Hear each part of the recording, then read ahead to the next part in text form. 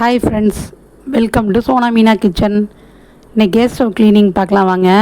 அதுக்கு முன்னாடி என் சேனலை ஃபஸ்ட் டைம் பார்க்குறீங்கன்னா ஷேர் பண்ணுங்கள், சப்போர்ட் பண்ணுங்கள், சப்ஸ்கிரைப் பண்ணுங்கள், பெல் ஐக்கானை கிளிக் பண்ணுங்கள் ஃப்ரெண்ட்ஸ். இப்போ அடுப்பு எப்படி க்ளீன் பண்ணலான்னு பார்க்கலாம் வாங்க. ஒரே ஒரு பொருள் போதுங்க, சோப்பு கூட தேவையில்லைங்க. அடுப்பு சூடாக இருக்கும்போது செஞ்சிங்கன்னா ரொம்ப நல்லா சூப்பராக க்ளீன் ஆகுங்க, பளிச்சுனாங்க. எப்படி எண்ணெயாக இருக்குது பாருங்கள், அடுப்பு ஒரே எண்ணெயாக இருக்குது. நீங்கள் வாரம் ஒரு டைம் அந்த மாதிரி துடைக்கும் போதெல்லாம் அந்த மாதிரி பவுட்ரு போட்டு துடைச்சிங்கன்னா நல்லாயிருக்கும். எறும்பு வராதுங்க, மெயினாக அதுதாங்க அது. எறும்பு, பல்லி, கரப்பாம்பூச்சி இந்த பவுட்ரு வாடகைக்கு எதுவுமே வராது. ஒரு டைம் நான் சொல்கிற மாதிரி செஞ்சு பாருங்கள்.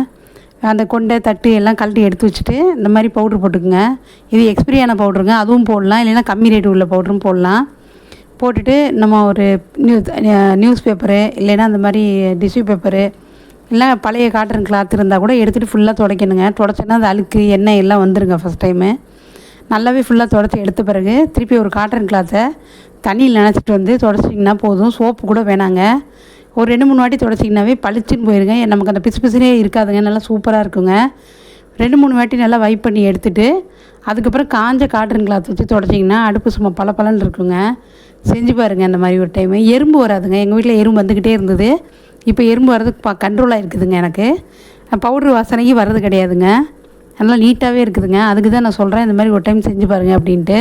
இந்த வெயில் நல்லா ரொம்ப எறும்பு அடுப்புலலாம் ஏறி ரொம்ப தொந்தரவுங்க. உள்ளெல்லாம் போய் அடைச்சிக்குது.